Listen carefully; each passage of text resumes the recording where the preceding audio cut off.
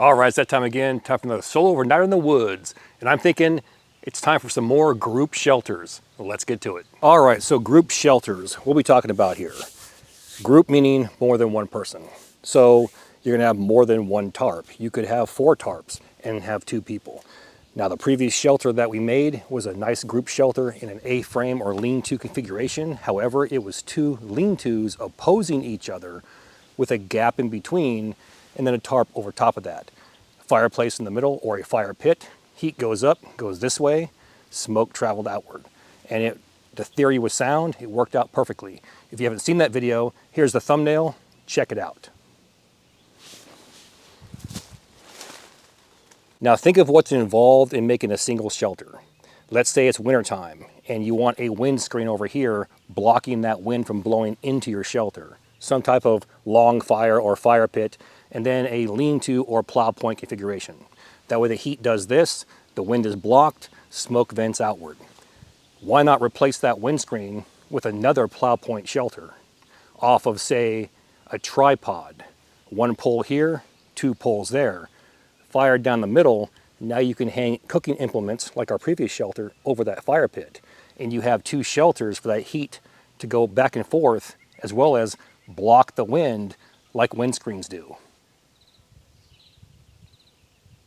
Now before we get too far down the trail, the Etsy store is open. Once again, my Etsy store is open.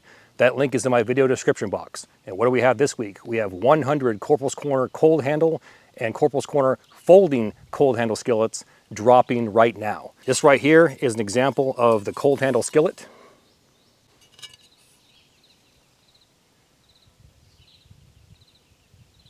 And right here we have an example of our folding cold handle skillet. Now, as I've mentioned for the past month or so, both of these skillets are going to be discontinued. This is the final week for both of these skillets. If you want one, you've been saving money for one, you've been contemplating it, grab them now because they're both going to be discontinued to make room for something else. In the upcoming weeks, I'll go ahead and show you what that is. But as of right now, this will be the last week for the cold handle and the folding cold handle skillet. So my advice, there's 100. If you want to be part of this collection, if you want to continue to collect this collection, start right here, grab them while you can. The Etsy store link is in my video description box. And once again, we got 100 skillets dropping right now. So to kick this off, we want 3 poles to make a tripod.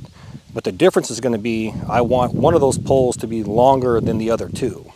So where that pole ends right here, I want to go ahead and cut that one next to it, and we'll leave that third one that full length.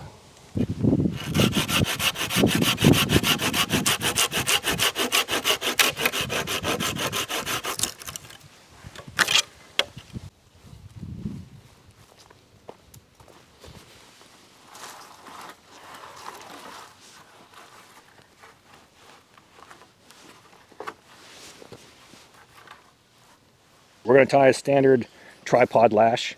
We're going to go down about 6 inches and just tie it off. Start with a timber hitch right here and then just wrap it around 3 times and do our frapping in between.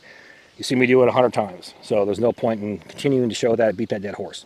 The key takeaway is that longer pole has to be your center pole. So we flushed them up right here at the end, and we're going to tie it off about 6 inches down. But on the back side, this longer pole runs probably about a good 3 foot.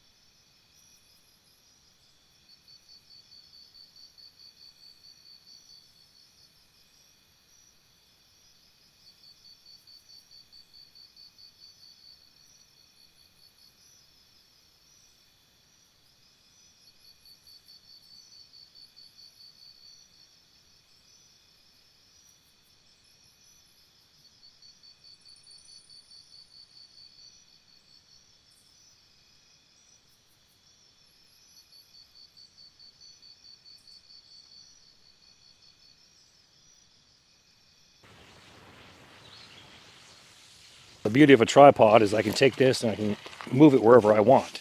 I could have one pole down here and the other two poles this way, or the two poles over here and the long pole that way. So we'll go ahead and set it up with the two poles facing this way and look at it. If we're happy, we'll leave it. If not, we'll rotate it around.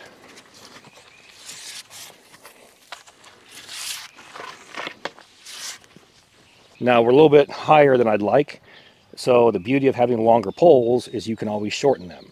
So if I cut 2 foot off here, I'll just do that to every single pole and we should have the same ratio.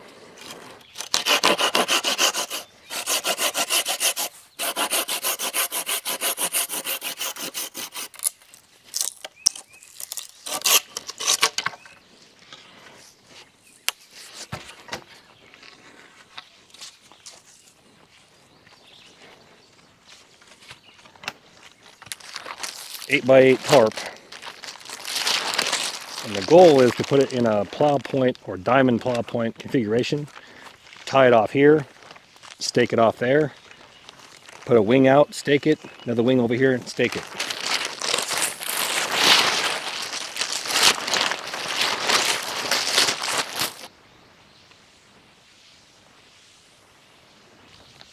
Simply YouTube search Corporals Corner Arbor Knot.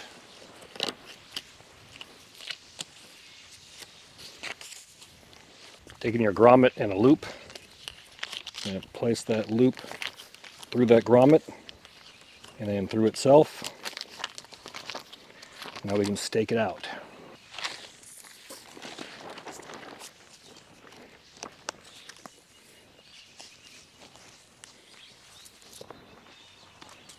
Same thing for this side, put that loop inside there, pull it tight. Now we have our tie out for our stake. Pull it tight. And there we have our diamond plow configuration.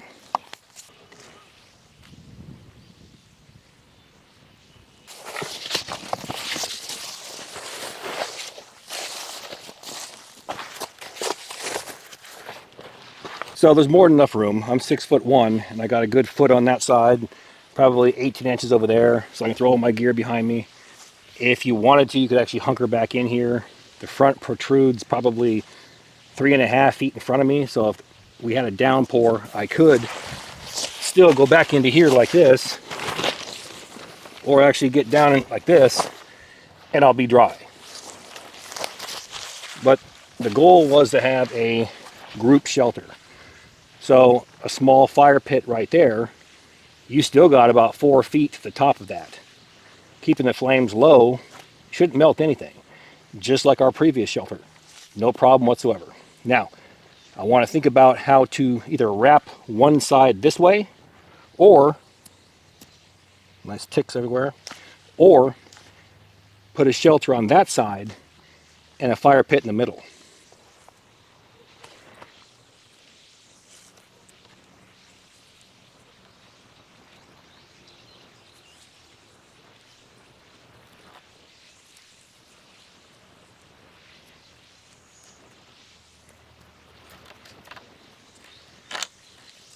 The beauty of this horizontal bar is threefold. One, you're going to stabilize the tripod, and that's always cool. These legs can't kick out, they can't move, they're locked in place. It's not going anywhere. Great, okay, no big deal. Second is, you now have an attachment point where you can do another diamond plow shelter and stake it out. But the third reason, and most important, is let's say you were doing a solo overnighter by yourself and you wanted to use a tripod like this in a shelter configuration. Well, now check this out. You can actually put a fire right down here and have this horizontal bar, lower it or raise it to your liking, and now hang cooking implements off of it right over your fire. And just like before, we're going to just put it through that loop and stake this thing out. We can come back later and tighten it down. Let's go ahead and get the other side.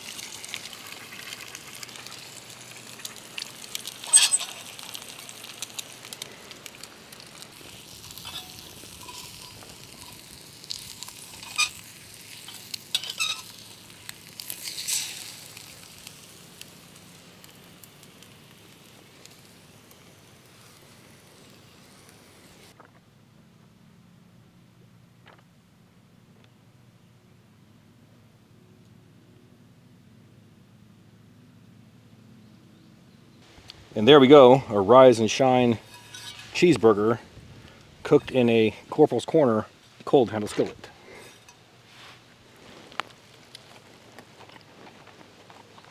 Yes, sir. Check that out.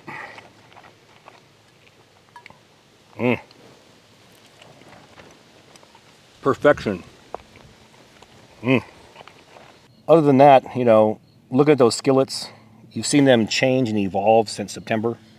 And I want to address something really quick. Somebody sent me a comment. They said, well, why are you going to discontinue these if you haven't given everyone a chance to get one? Here's my take on that. And I'm being brutally honest. They've been for sale since September. So end of September to the end of May is roughly, what, 9 months? 8 months, 9 months? So if you haven't scraped together 40 bucks in 9 months, that tells me one of two things. One is you are in dire straits. I mean, you are done. You're eating ramen noodles. You're eating 1 meal a day, 2 meals a day.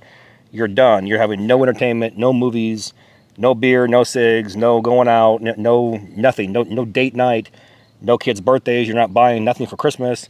You're doing nothing. You're in dire straits, okay? Because, you know, let's just say 8 times 5, so $5 a month gives you 40 bucks, right? So I'm going to say it's a thought that counts. Thank you. And please save your money. If you are that broke, you can't afford 40 bucks in 8 or 9 months, please save your money. I appreciate the gesture. From my heart, keep your money.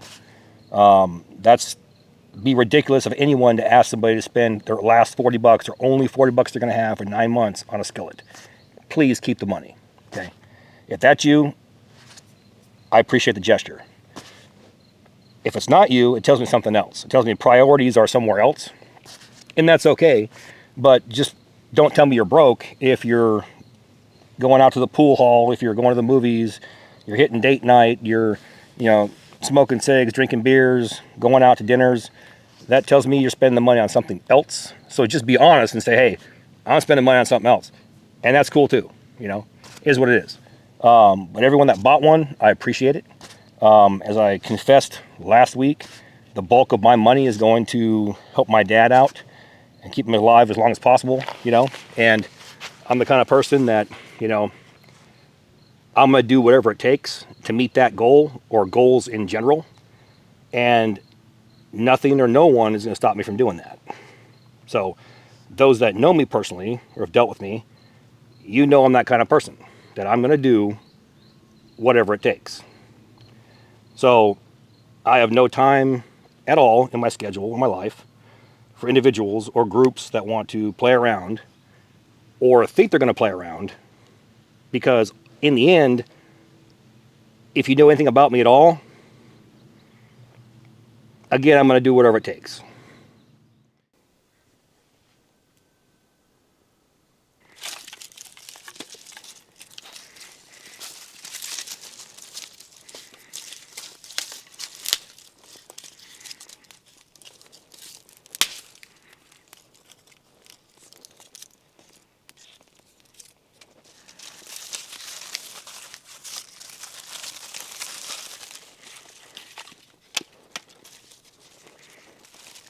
Now you can see the smoke from that small fire venting outward.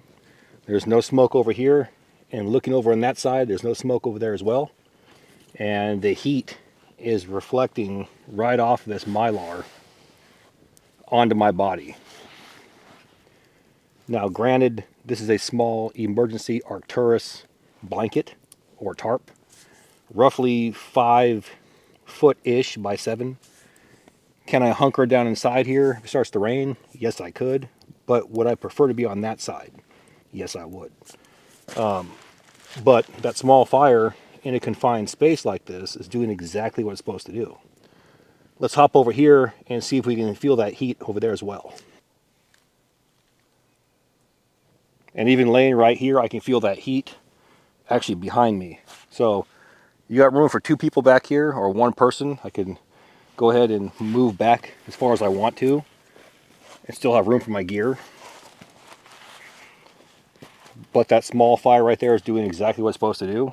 And the best part is, like we mentioned earlier, let's say you didn't want that tarp over there. Take it off. You can move that fire out another foot and have that hanging rack that we talked about, or leave it like it is, leave that tarp, and now you got a place for what? Dry firewood. So something simple, and we utilize the whopping 2 tarps, right? And you can do the exact same thing with that tarp over here and have 2 small tarps, or put a third wall over here if you choose to.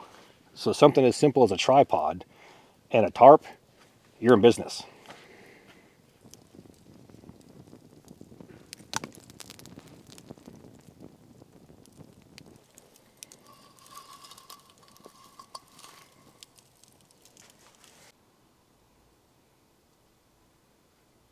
So while we're waiting for that to warm up, let's talk about realism.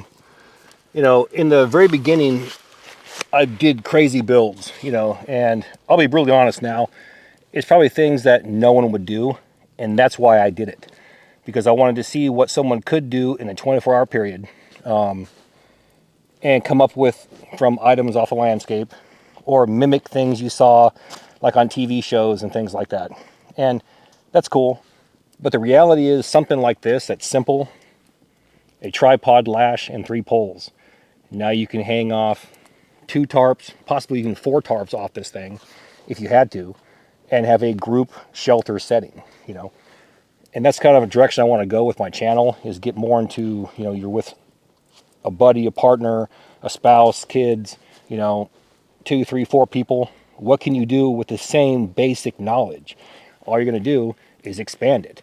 We used arbor knots for this and a tripod lash, and we're done.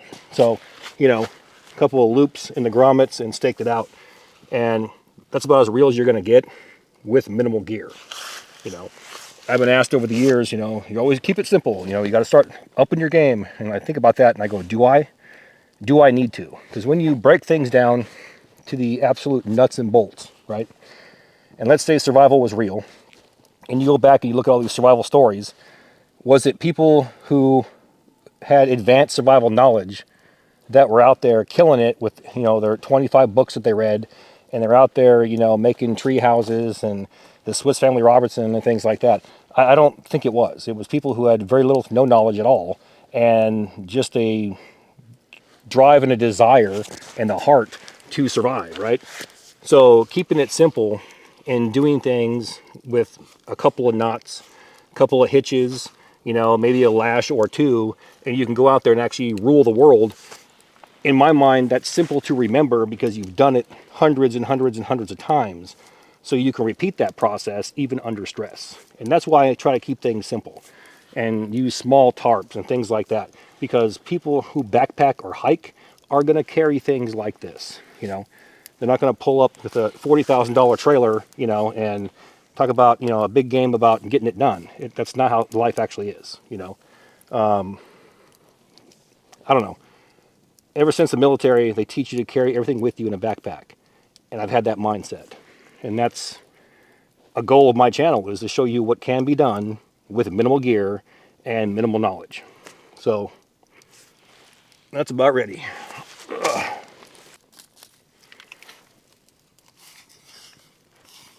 Yeah, nice and hot. Check that out. Now this is different from my usual 3-in-1. So we'll try this one out and see how it works out for us.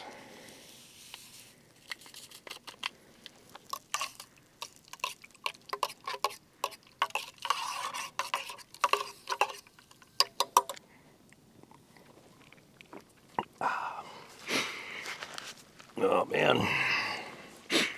So what else we got going here? We got that class coming up next weekend, so I'm not going to advertise that. We've advertised it for about 3 to 4 months now. If you haven't, you know, got in on it, you're probably not going to. So there's no point in talking about that. That's going to be May 17th, no, 16th, 17th, and 18th, and I think there's like 3 or 4 spots left in that, but is what it is. I like doing it 2 or 3 times a year. You know, some people, you know, they're under the delusion that you must not like teaching if you don't do it every weekend. Well, that's not true by any means. People work jobs 40, 50 hours a week and they hate their jobs, but they have to do it for the money, right? So teaching for me was never about the money, because never made any money. I made money on YouTube. I made money working an actual job, So teaching is when, you know, I enjoy doing it. I enjoy seeing the connection of people when they actually understand the material. But the truth is, I like doing it maybe 3 to 6 times a year, and that's it. Because I got other things I need to do to pay my bills. So I'm not going to invest time, you know, every single weekend to make poverty level money and lose everything I have. So I'll continue doing my businesses, you know, and those that want to think that way and play games, you know, be my guest. On that note, don't forget we got the 100 skillets that are sitting in there. This is the last week for the folders and the straight handles. So grab those. If you want one, grab them, because we're making room for something else. That link is in my video description box under my Etsy store. Click on it and grab them while you can. Last thing we'll talk about with Etsy really quick. It says right there in the shipping, approximate ship time. And the reason why it says, it might say 3 days for some items. Some items might say 1 week. Some items it might say 1 to 2 weeks. And the reason for that is because the Postal Service sucks. And I don't want to put in there 2 days. And then you say, it's 2 days, it's not here, hasn't shipped. Where I live at, it goes to this small hub post office. And then it has to go to Cincinnati or Columbus, Ohio. And by the time it gets there, it sits for 3-4 days because of how backed up they are. And then they ship it out. So don't contact me in 3 days and say, it didn't ship, where's it at? And I go to the shipping, it says 1 week for shipping. Look at your shipping date, okay? It's going to tell you 1 to 2 weeks, 3 to 5 days, whatever it is. It's going to tell you that right there. Especially if you're in a different country and your stuff gets held up in customs. I've had customers call me or contact me and say, demand that I contact Sweden's customs and demand they ship. They're going to be like, who are you? Click goodbye. They don't care. If your item's being held in customs, that's due to some unfortunate reason, most likely on your country's end, checking goods from the United States or vice versa. Demanding that I call them and demand they ship, that's going to do nothing for either one of us. So my advice, check your tracking. If it's stuck in one spot, contact your post office, see if they can find it for you, and then go from there.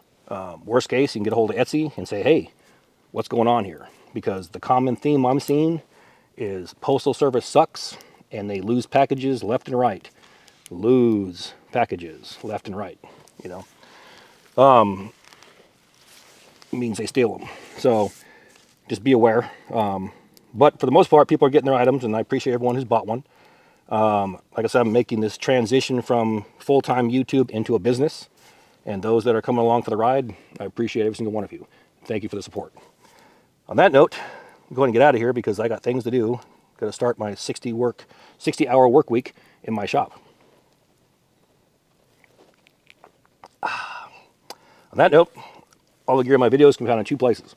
1, my Amazon affiliate page, and 2, my Etsy store. Both links are found inside my video description box. Now please do me that favor. Hit that like and subscribe button, then ring that notification bell. Once you ring that bell, please select all notifications. And as always, thank you for your comments, views, and support. Thanks for watching. Get out in the field, have some fun. I'm going to catch you next time.